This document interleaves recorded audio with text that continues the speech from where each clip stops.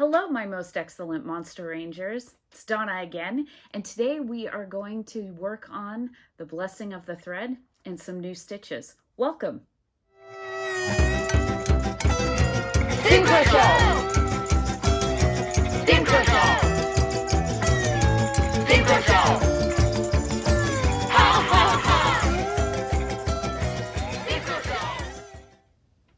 All right, Rangers, let's bless our thread.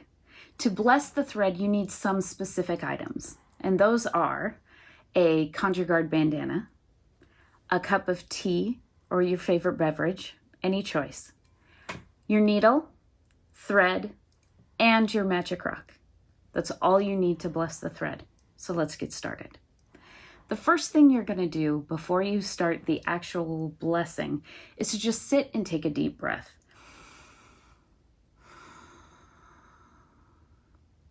The reason why we do this is to make sure that we're focused. We want our knots to be super strong and our spells to last nice and long. All right, now take a sip of your tea.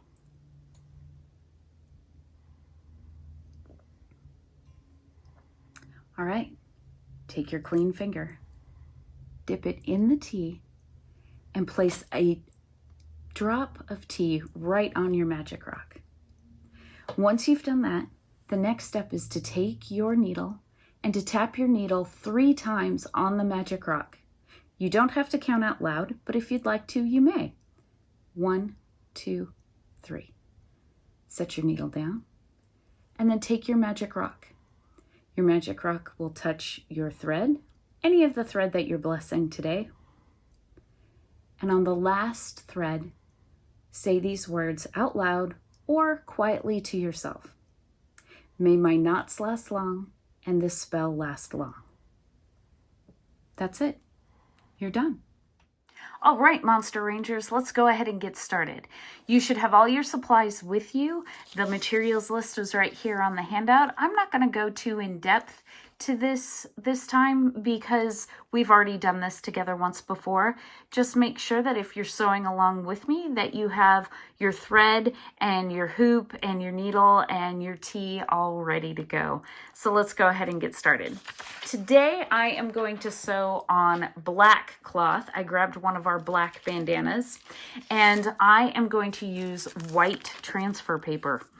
Now I love sewing on dark fabric, and the white transfer paper works really great. So it works just like the graphite paper. You need to make sure that you put the correct side down, and I'm gonna do a little test just to make sure. Yep. All right, so I have the proper side down, just like this. Then I am going to put my rough draft down over the top of it. And I'm going to use a stylus today. Last time you saw me transfer, I used a pencil, but this time I'm going to use the stylus. And the reason why is because it's just another tool that works really well, and I thought you should know about them. They have a nice little nubbin on one end. This happens to be a 2-sided stylus. I've got a smaller nubbin here and a larger nubbin here. I'm going to use the large one. I'm going to put this down and I'm going to center this a little bit better so you can see this. I'm going to hold it in place and I'm going to trace my big hex first. All right, so I'm going to go through, I'm going to press firmly, and you're going to see that it has dented my paper, and that's going to be okay. Sometimes it may rip your paper, and that's okay too. It's not going to hurt anything. You can always reprint out the handout if you need to, but nothing major. So, will happen if it rips. I'm going to go through and make sure that I trace everything that I want. I'm not going to worry about any of the other words. I am just going to focus on the main things that I am stitching today.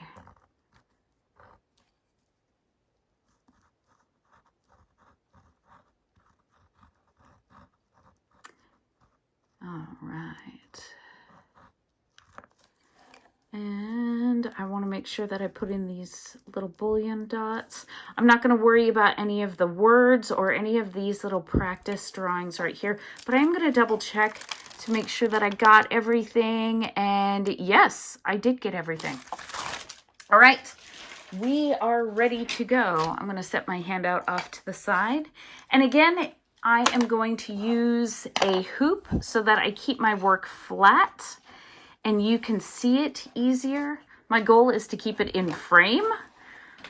All right, I'm going to get better at these videos as we go along, but realize that even though this is filmed before you know, you're not with me live, it is a little nerve-wracking because I want to do a good job for you. So I'm going to try and just relax and make sure that I am doing a good job and that I am in frame and that you can see what I'm doing. All right, so cloth is in the hoop. I want to make sure that I'm not pulling my hex looks pretty straight. It's not all wonky. My drawing over here is a little wonky. I also want to make sure that as I'm working that I'm not rubbing this white, the transfer, too much. What will happen is it will get lighter as you work, and that's okay. If it does happen, you can pop it out of the hoop and use a white colored pencil and just add in what you are missing. You don't have to put the transfer paper back on. That doesn't always work. If you do that, it's hard to get it all lined up. So don't worry about that. Just use a white colored pencil. And they make white water soluble pencils especially for this. So it'll wash out in the wash so that it doesn't show up. All right, let's get started on the stem stitch. So I didn't trace my words, so I'm going to do my best to make sure that I'm putting things in the proper spot. So our stem stitch is going to start here at the bottom of the hex, and we're going to work left to right, and we're going to take diagonal or slanted stitches, and they're going to go above and below this white line. I'm going to use this line as a guide, so it's going to keep it nice and straight. But what I'm going to do is I am going to start right at the point of my hex here, and I'm going to start just inside it, and I'm going to pull that thread all the way through to the knot, and then I'm going to make a diagonal, like slanted small stitch, and I'm going to go just to the opposite side of that line. So I came up above the line, now I'm going to go below the line, right here. There we go. A nice slanted stitch. All right, so now what I'm going to do is I'm going to come up halfway in the middle of the stitch. So I'm going to come up in the middle of the stitch, just on the outside, above the line. And I'm not going to split the stitch or anything. These stitches are going to just stack right on top of each other, and they're going to line up right next to each other. And that's the hard part about stem stitches, making sure that you're keeping those stitches nice and close. So I came up halfway. And now I'm going to go just below, and I'm going to try and keep that same angle right here, just like that. And remember, this is practice. So if your stitches are a little warbly, don't worry about it. And here we go. Remember, I'm coming up above the line and then below the line. So I'm crossing over that line with diagonal stitches.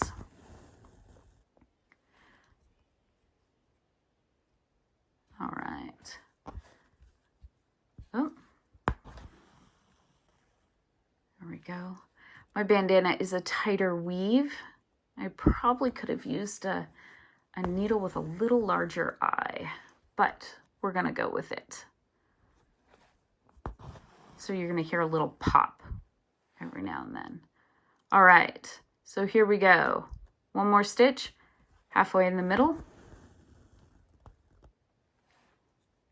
And then diagonal.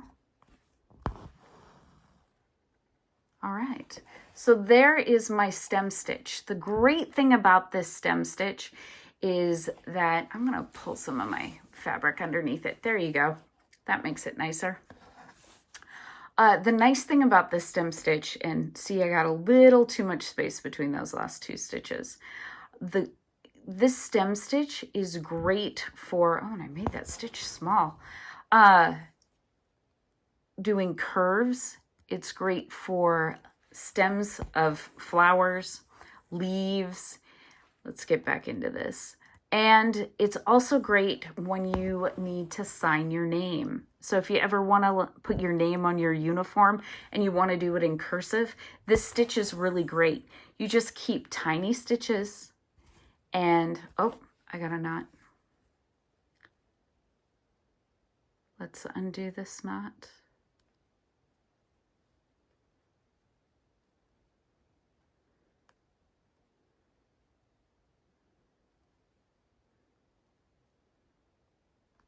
All right, there we go. All right. It's great to follow curves, and you just take tiny stitches and you stitch right next to each other, and it makes your name look really cool in cursive. But it does take some practice. All right, halfway between the stitch, and then cross over on the opposite side of that line and just keep them right next to each other. All right, you do not need to watch me sew two sides of this hex. You guys can go ahead and sew this on your own. So what I'm gonna do is I'm gonna knot this on the back and we're gonna move on to the fern stitch. All right, quick little knot.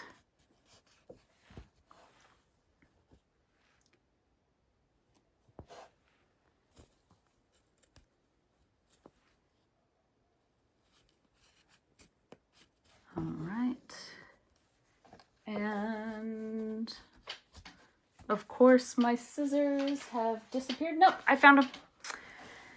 The hazard of sewing is you always misplace your scissors. So I have them in a good spot now. All right, let's move on to the fern stitch. So we are going to stitch from here to here using the stem stitch. I'm going to rotate and we are going to start with the fern stitch. Now I put a knot in the end of my thread just to go faster. You do not have to. You can always do those little back stitches. All right, let's start right out on the line in this corner. I'm going to take my needle and I'm going to make a short straight stitch that's going to extend this side of the hex just a little bit more. All right, so about 1/4 of an inch. I'm going to bring this down. All right, and then what I'm going to do is I'm going to go in the hex and I'm going to tilt it to the side so you can see where I am. And I'm going to bring in another stitch. Now the second stitch is going to share the same point. So we're going to make 3 stitches and they all share 1 point. All right. So we're going to join those 2 stitches right there. And now I'm going to do the same thing on the opposite side. So I'm going to come up right about here and then I'm going to go down right where those other 2 stitches are. All right. So I love this stitch. Now we're going to take a back stitch. So I'm going to leave a space. Let me show you. I'm going to pull that needle back out. We're going to go down a short stitch. I'm going to come up right about here. I know it's a little difficult to see on this black fabric, this silver needle.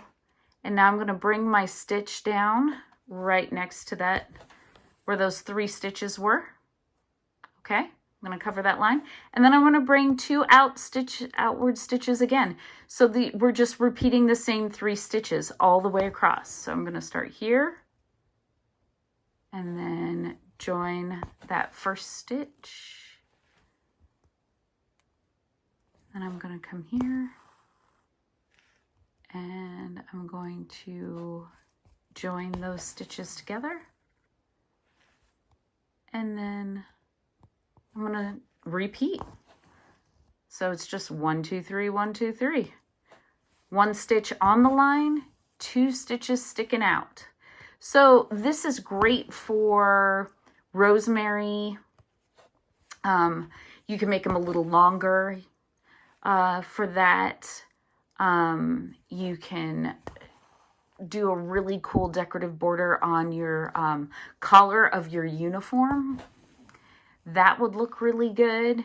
If you use the variegated thread like I'm using right now, this, it alters, you know, the shades of green, which is really nice. I love variegated thread. It's a really easy way of like showing some interest without doing a whole lot of extra work. All right, so I'm sewing a little fast here. I left a little bit of it too much space. And these ones, these little outer ones are a little short. But if you're definitely using this as a border for like rosemary or whatever, it doesn't have to be perfectly even, because in nature, petals and leaves are all different sizes.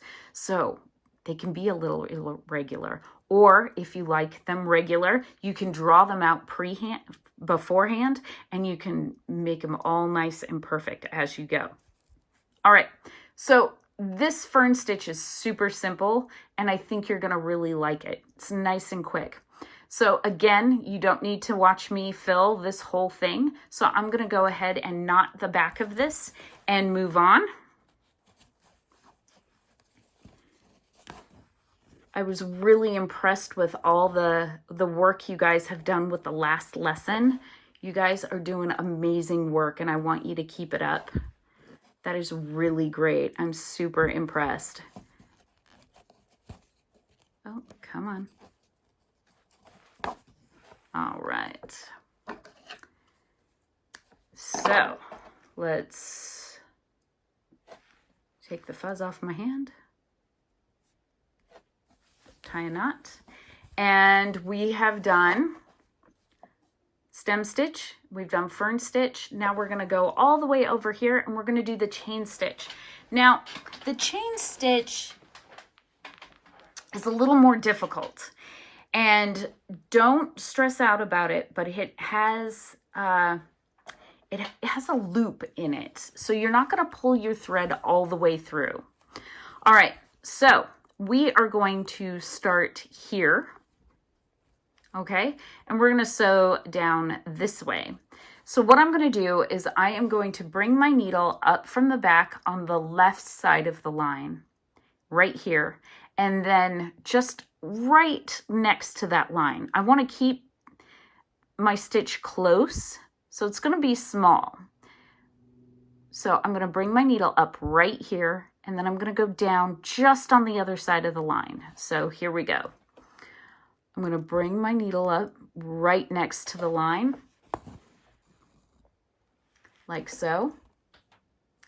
And then I am going to take my needle down right next to the line, but on the right hand side of it. And I'm going to make sure that I'm not sewing through my knot, because I put a big knot on the back, and knots can be dangerous because sometimes you shove your needle, so you end up pulling your thread through.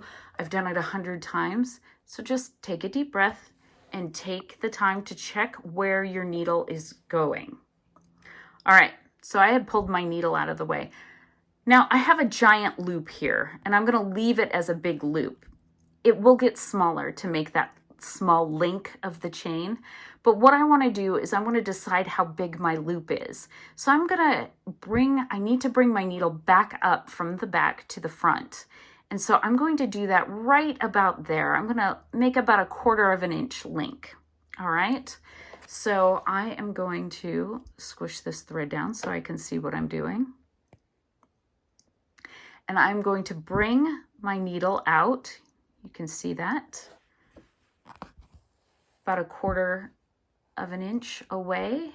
And I am going to pull the thread. Now notice my thread, I came up in the middle of that loop. That's important. Your thread needs to come out, your needle needs to come out over this thread. All right, because what's going to happen is that you are going to pull this loop. Now you have a loop, and then you're going to start again and do a second link. So now we're going to do the second link. So where the thread came out of, we're going to go right back down, right next to it, just on the other side of that line. So it's repeating the very first thing that we did, just like this. I'm going to bring this, I'm going to leave my loop a little big. I'm going to bring my needle back up right on that line, about 1/4 of an inch down, and then I'm going to pull, and I'm not going to pull super tight. I'll show you what it looks like super tight on the next one. So what I want to do is I want to make it look like chains. Okay, and I'm not pulling real tight on this. They have a nice loop to them. The next one I'm going to pull a little tighter so you can see what it looks like when you pull tight. So again, my thread is on the inside of that loop. I'm going to put my needle back down right next to it, not sharing the same hole. We want them to be right next to each other. All right, so I made that loop. Let me get that up. Again, here we go. Oh, I missed the line. There we go, right on the line. And this time I told you I was going to show you what it looks like when you pull a little tighter. So here's what it looks like when you pull a little tighter. It's just a tighter loop. This is if you like a nice big chain. This is if you want it just a little bit narrower. It still works the same way. You're just going to put your needle back down in that loop right next to where you came out, and you're going to make the next loop. All right, so I'm going to bring this up, and then I'm going to come out. I'm going to go down just like this. So this is how you're going to continue. You can decide if you like a tighter chain or if you like a wider chain. It all depends on how tight you pull. Now, this stitch is really great if you want to do a stem of a leaf or a flower. It makes really interesting stems. But what I love it for is I love it for spines of skeletons. It is really great. You can leave it a little wider, or you can pull it tighter, and then if you put a French knot on either side, it looks like a spinal column for a skeleton. I've done it before. It looks great. So I totally recommend this. This also has several different variations, and we're going to do one of the variations over here, the detached chain. So it's sewn the same way, but you just leave the links separated and they're tacked down, and I'm going to show you how to do that in a sec. But there's a heavy chain, there's a feathered chain, there's all sorts of different ways to do this stitch. So this is a really great stitch to learn in the beginning because you can modify it. All right, I'm just going to take this needle back to the back and tie this off because you can go ahead and practice. You do not need to watch me again. All right, so let's go ahead and I'm actually going to change needles. I have another one all set and ready to go. Ooh, that's got a knot at the end even. All right, so we've practiced our 3 stitches on the outside.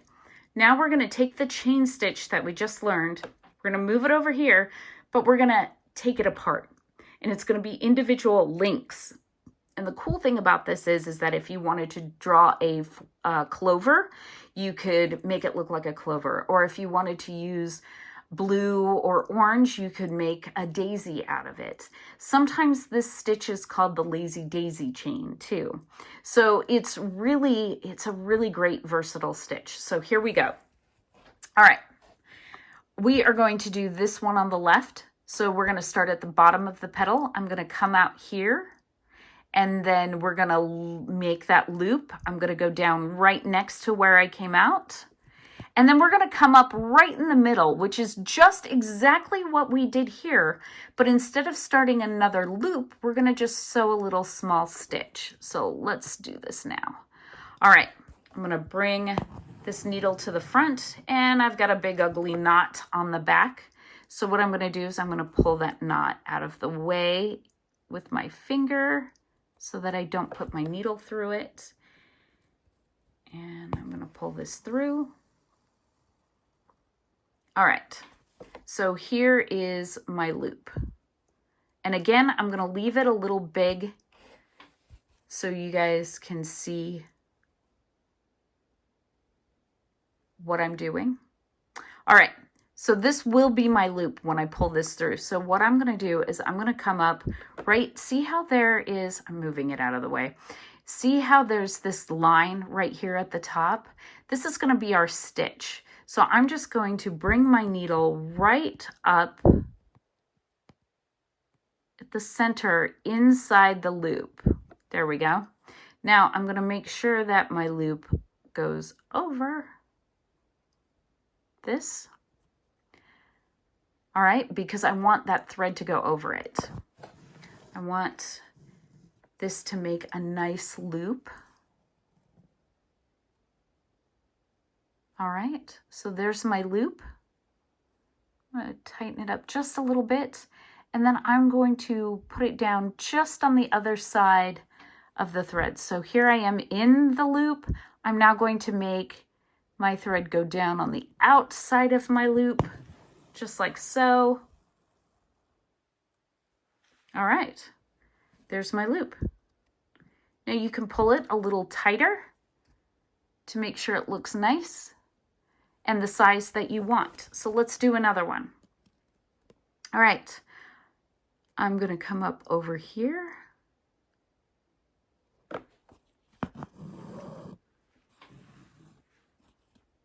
All right, and I can pull that thread over here like so. I can hold it out of the way with my thumb. And then I'm going to put my needle down right next to it.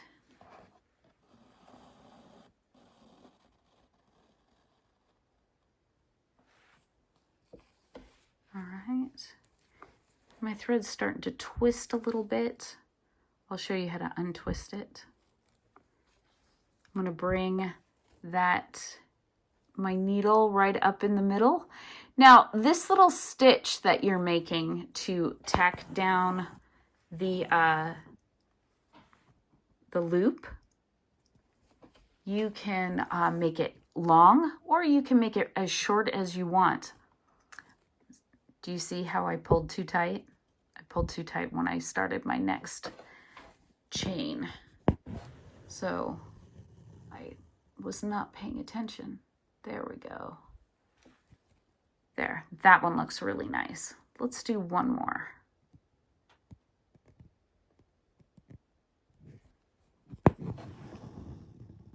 All right. So we're going to use this detached chain for the top of our needle over here in our first spell glyph. I thought it would be the easiest way and the fastest way to do a needle rather than trying to do split stitch, which would be the other option I've done before. If your needle is large, the drawing of the needle that you're sewing is large, you could do a split stitch and make it really easy.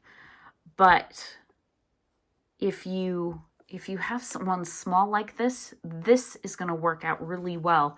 But what I'm going to do is I'm going to take the stitch that tacks it down and I'm going to make it real small. I'm going to go almost right underneath the thread.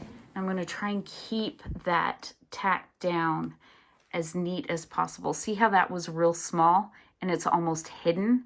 That's what I want to do over here. Over here, I made bigger stitches and it's just fine for you to have bigger stitches. You can experiment with this as you sew.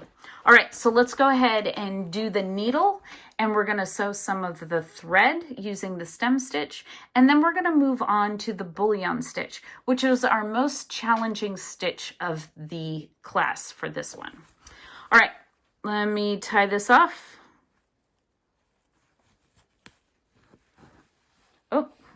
My thread just got stuck. Now it's unstuck.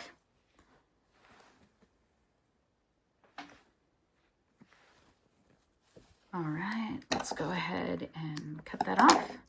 I'm going to switch over to some silver thread because it'll be more interesting. All right, so this silver thread that I have here is real rough. I love metallic thread. It's wonderful, but you need to check out your metallic thread. This is pretty cheap, inexpensive thread. It's actually 3 silver threads wrapped around a core of white thread, and it unravels very quickly. It's really hard. You can see the end of it here, how it's unraveled. It doesn't hold up as well as I'd like. There are metallic threads out there that hold up a lot nicer. This is just cheap and I have very little of it left. I used it as an experiment on one of my aprons and it held up for a while and then it suddenly bit the dust in the wash, and that's okay.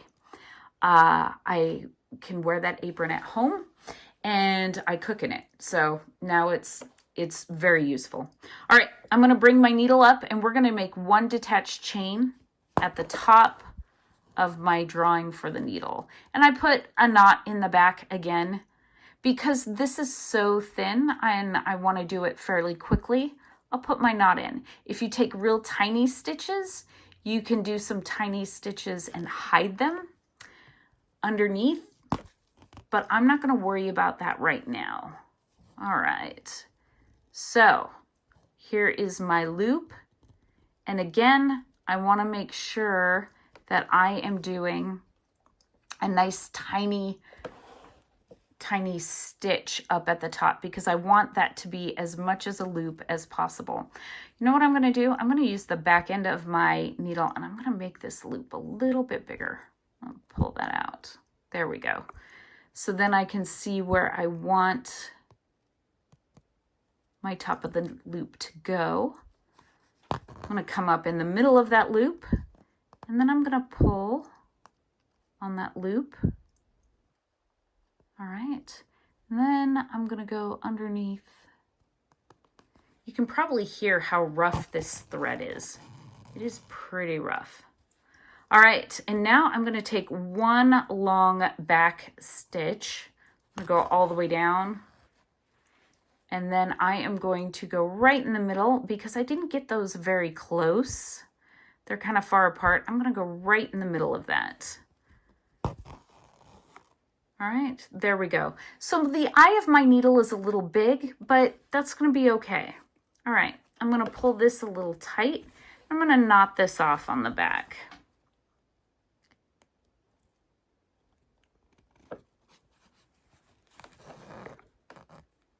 You can see how it's fraying already. Oh. I apologize for bumping.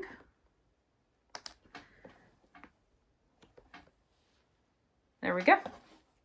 All right. I'm gonna knot that off quickly. And we're gonna move on to the thread. All right. So, the reason why I did 1 long stitch is because I am going to sew over the top. Sorry. I'm going to sew over the top of my thread so it'll tack it down a little bit more once we go over the tip of the needle. I'm going to sew over 1/2 of the loop and under the other half of the loop. So let's get this started. I'm going to use yellow thread for this.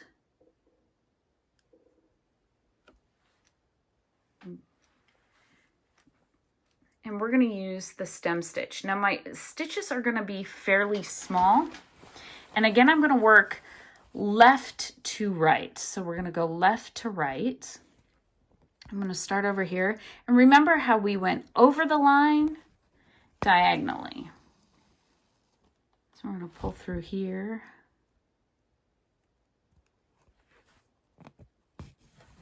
Make these nice short stitches.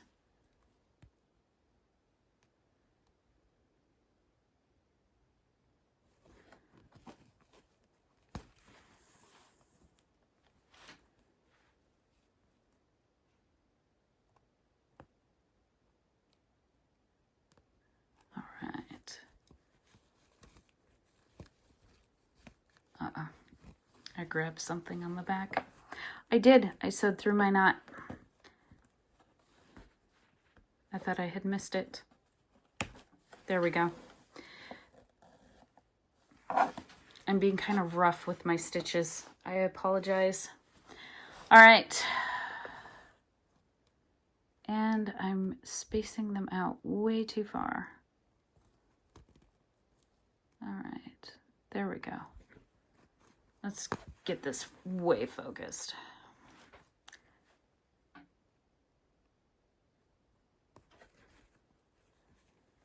All right. I hope you guys are all doing well and that you're staying healthy and safe. We sure do miss you guys a lot. Now would be the time when we would be getting ready to go to our next camp to hang out with you guys in person, and we can't wait to see you guys again. But until then, we want you to stay super safe. All right, so you know what? So I made a mistake. I made too big of a space. So I am going to find out what's happening here. I can go back here and take another stitch. So I can put another stitch in right here. There we go. To fill in that gap.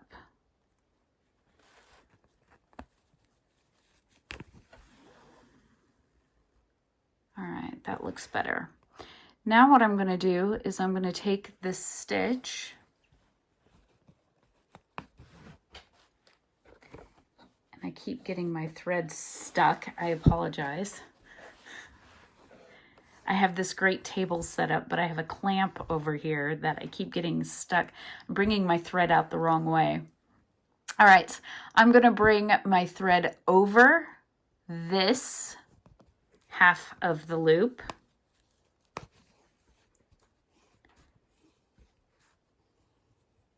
There we go. And then I'm going to bring it, I'm not going to split. So I'm going to bring my stitch up here as close as I can to this loop. It's not quite going to be, I'm going to do that right on just the outside.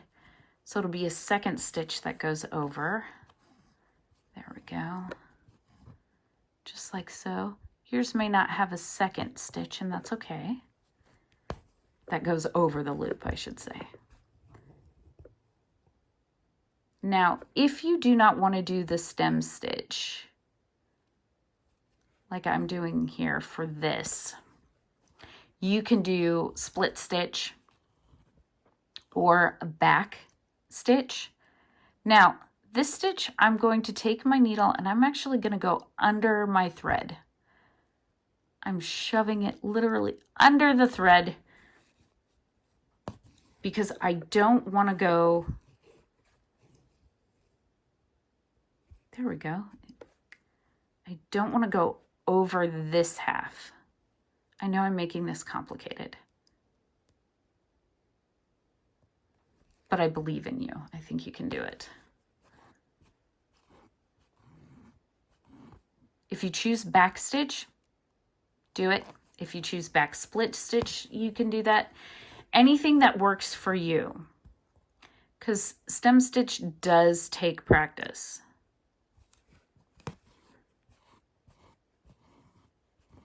All right. So again, I'm just going to follow in as even as stitches as I can. And I'm going to go around that whole thing and I could jot a knot. There we go. It's undone. All right. Now, when you're sewing something that goes in a curve and you're using pearl cotton, it can get twisted. So what'll happen is you just saw I had like that little knot up at the top that formed. That's the thread twisting together. You can pull gently on it on the top sometimes and undo it, but sometimes if you pull in the wrong way, it'll get really tight. So every once in a while, you just need to let your thread hang from the hoop or your work and let gravity untwist it and then go back to stitching. Pearl cotton tends to get twisted up faster than embroidery floss. And if you're using embroidery floss on this project, which is totally fine, I use all 6 strands for the border, and then for the needle, I would use a single or double strand, and then for the thread, again, I would probably use a double strand just to give it some oomph. It doesn't have to be as full thick as the pearl cotton is. That's totally up to you. So that's just fine. Let's end this because you don't need to see me sew the whole thing. And let's move on to the bullion stitch, which is going to be our challenge for the day. All right. So I am going to knot this off really quick.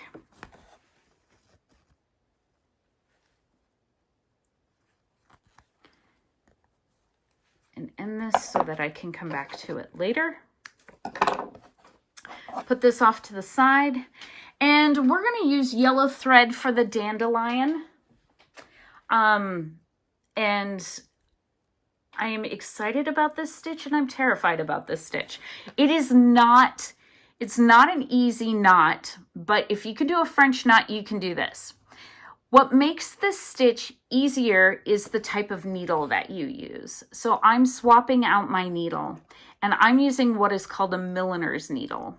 And so a milliner's needle is the same width from the tip of the needle to the end of the needle. It's all one width. If you look at a standard needle, the eye tends to get bigger, especially on like a chenille needle. Let me hold one of those up. I can show you one of those. So here's a chenille needle. All right. So this one happens to be a really big one. So it has a nice big fat eye, but you can see where the eye gets wider and you can feel it as you drag your fingers across it. A milliner's needle is the same width, and that's what makes this stitch easier using this needle, because you're going to be wrapping your thread around the needle several times and then pulling everything through. So having everything be the same width makes it a lot easier. All right. So again, I'm putting a knot at the end of mine. Usually when I do a bullion stitch, I do, like if I'm going up here in sewing a flower, I'll do a couple back stitches so I don't have a knot to deal with. But right now, I'm not going to worry about it because we're just going to do practice. And we're going to start here. There are 2 dots here, and we're going to start with the dot on the top. So we're going to pretend that this is the top of our petal. So I am going to come out at the top of the petal. And then what I'm going to do is I'm going to take my needle and I'm going to go down through the second dot right here. And then I'm going to bring my needle up right next to where I came out, if not the same hole. You can bring that out. So you want to bring it out super close. All right. So notice that my needle is above the fabric and below the fabric at the same time. All right. Now, what I didn't do was take this out of my hoop. I'm going to try it in my hoop the first time, but usually when I do the bullion knot, I don't use a hoop because it's a lot easier. But we're going to try it. We'll see. Okay. So my needle is above and below, and what I'm going to do is I'm going to shove my needle up just a little bit further, and I have lots of the needle up here so that I can wrap my thread around it. So we're going to wrap our thread around the needle, and we want to wrap our thread as many times around the needle as we have cloth covering the needle. So about 1/4 inch. All right. So I'm going to wrap it around, and I'm not going to pull too tight. If I pull too tight, you're never going to be able to pull the needle and all this thread through it, and you'll have a very loose knot that you can fix, but maybe a little hard to fix. All right, so I think I'm going to wrap it around one more time. Yeah, that looks nice. So after I have my needle wrapped, I'm going to put my thumb over the top. I'm going to push my needle up, and then I am going to pull it through. And it came through so nicely. So now what I'm going to do is see how it's all knotted around my fabric. What I'm going to do is I'm going to pull it up, and then I'm going to bring it down towards me, and I'm going to pull, and ta-da! You have this nice little wrapped bunch of thread around. And now what I'm going to do is I need to take the needle back to the back. So I'm going to go right below here, right underneath my knot, and I'm going to tack that down. All right, so there is my first bullion knot. Let's do it again. All right, so I'm warning you now, bullion knots are like French knots. You can go along and they'll be great, and then you're going to have an epic fail. So if I have an epic fail in here, don't worry about it. It does happen. Sometimes you can save them and sometimes you can't. All right, so we came up out of the top of the petal. I'm going to go down in the bottom of the petal, and then I am going to come up right next to it, if not the same hole. All right, I'm going to put my needle through, just like so.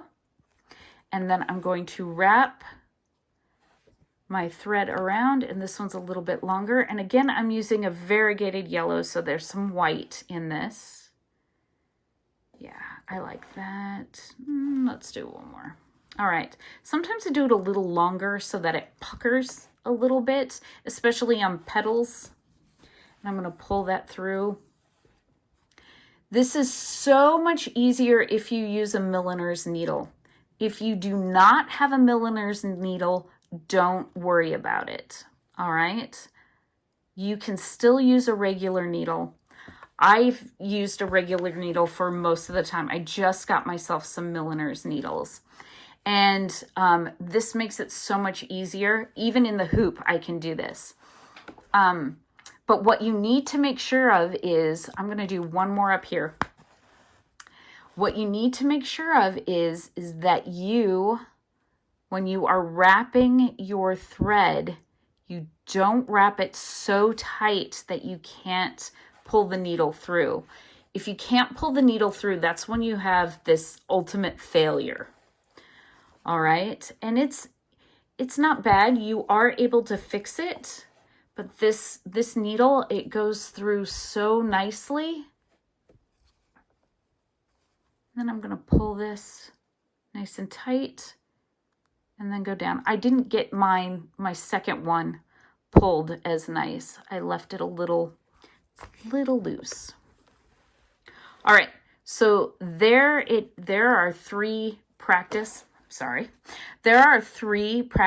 bullions. Let's go up here. All right, so let me knot this really quick. If you're looking for a milliner's needle, you can get some on Amazon. This set happens to be tulip. They may sell them separately. I can't remember. I bought a whole set of tulips, a variety of needles, and pins with like jewel toned heads on them, and they're lovely. They are my all-time favorite needle. I am not sponsored by them. I'm just telling you that I love their needle. I'm rough with them, and I can break a DMC needle really fast, which I'm too rough, and I need to just pay attention. All right, let's get back. Okay, so we are going to start. You can pick any petal you want. And I'm going to start at the top, go in through the base, and then come up through, just like so. All right. I'm going to bring my needle up. I'm going to wrap it around as many times as I think I need to. I'm going to hold this, and then I'm going to pull it up. I let go. So you saw that failure. Oh, sometimes you can pull it. Since it's just wrapped around, you can pull it and it'll be nice.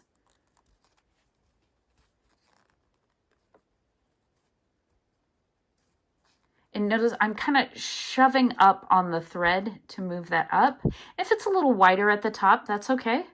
I'm going to sew down. And then I'm just going to bring my needle up to the next one.